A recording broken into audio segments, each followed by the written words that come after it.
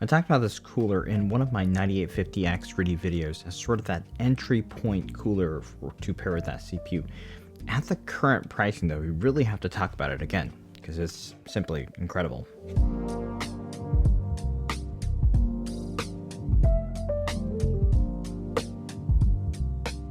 Welcome to Machines and More. Here on this channel I cover PC building and related topics. Today we're discussing a CPU tower cooler. If you enjoyed content like this, please make sure you are subscribed and please give a like here because it really helps. This cooler is the Cooler Master Hyper 612 Apex. It is a single tower equipped with 2 fans and a push and pull orientation. 6 is the number of heat pipes. These are dual loop and they pass through a nickel plated copper base plate. And there are 220mm fans, Mobius Black Edition ones. These are one of Cooler Master's higher end performance fans. The fans attach into a rail system that rides up and down the tower. One of the fans can move up and down independently as desired. The other one is covered by the heatsink cover so it stays in place. With the movable fan in the flush position, the cooler stands 159mm tall. By default, if you have the Cooler Master logo on the bottom right when installed, they are arranged out of the box in a rear exhaust position. You can switch them around, but it's not as easy as just swapping fan clips with a conventional cooler. You're going to have to unscrew the hardware and then attach to the other side of the fan if you want to set up as rear intake. Installation is fairly simple with this one. You install the standoffs to the motherboard. The bars go over those, secure those with nuts, and the black heatsink screws onto those with the fans removed. Pop the fans on. Installed this way, the fan will not interfere with your RAM, regardless of the height. Heatsink cover clicks into place magnetically. They did a very good job with the appearance. As a whole, the fan shroud with heatsink cover without any fan clips gives a very understated, I'd say minimalist and consistent appearance throughout. Performance of the cooler is very good on top of all that. I tested this on the 9850X 3D, and if that's the CPU that you're gunning for, this will work well with it. Although if you are using that CPU at full power for a multi-core render or other all-core intensive process, you will see fans at a minimum of 2000 RPM in those scenarios, if not higher. At 2000 RPM for a 140 watt load on that CPU, the cooler yielded okay temps, but to put this into perspective, the single tower that I usually reference against is the Noctua U12A.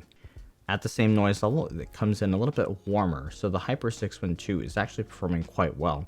At max speed on the U12A's fans, the Hyper 612 noise normalizes to 2140 RPM. At that level, it improves a bit further. The U12A yields mostly the same temp. So it's a really incredible performance here by the 612. One thing it can absolutely do better than the U12A is that it has a higher performance ceiling. The fans can go up to 2400 RPM for my test unit. Performance improves about another 2 degrees, but at the expense of some extra noise. Noise reference here, I'll give you that 80% interval and then the full speed.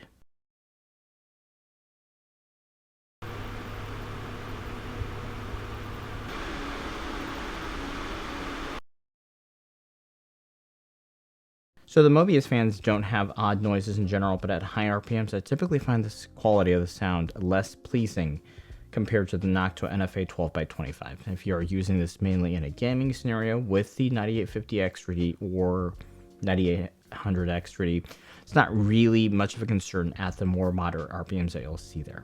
I've actually had this test for a while, but the price point was not particularly attractive at the time.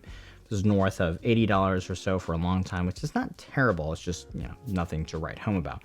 But right now, and I've seen it go on promotion quite often at this level, it drops to $50 US, which I think is an absolute steal because the 2 Mobius fans that this is equipped with are not inexpensive, at least $20 each on their own. So it's like you're getting 2 great fans, and it's like they're throwing in the heatsink in this very attractive package for a song.